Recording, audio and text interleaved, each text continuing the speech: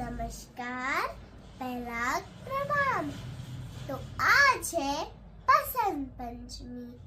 आपको और आपके पूरे परिवार को बहुत बहुत शुभकामनाएं। बसंत पंचमी ज्ञान, विद्या, कला और नई शुरुआत का दिन है। इस दिन माँ सरस्वती की पूजा की जाती है, जो विद्या, वाणी और संगीत और नई रचना की देवी है। वैदिक काल में ऋतुओं को बहुत महत्व दिया जाता था। जब वसंत ऋतु आती थी तो प्रकृति में नया जीवन दिखाई देता था और उस दिन पंचमी तिथि होने के कारण उसे बसंत पंचमी कहते थे। जब बसंत ऋतु आती है तब खेतों में पीली सरसों और पेड़ों पर नई कलियां आती है। पीला रंग ऊर्जा, आशा और ज्ञान का प्रतीक माना जाता है। बच्चों की पढ़ाई के लिए दिन बहुत शुभ होता है। ऐसा माना जाता है कि आज का अध्ययन जल्दी फल देता है, कि ज्ञान सबसे बड़ा धन है।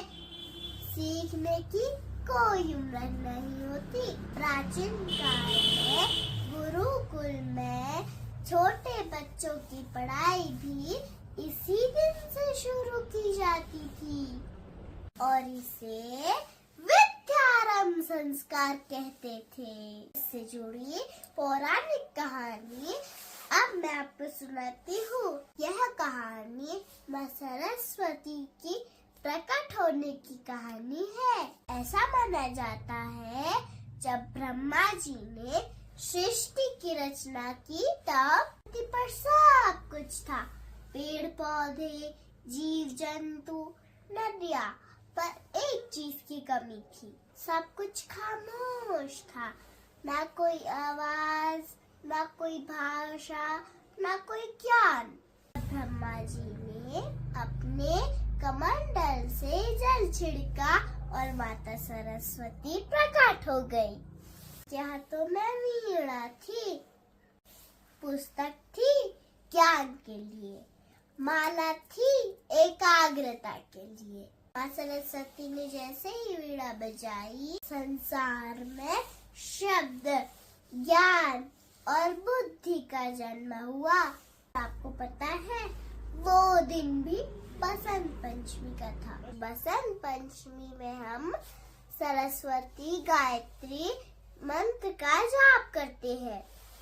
ओम वाग्देवी च विद्महे ब्रह्मपुत्राय च धीमहि तन्नो देवी प्रचोदयात्।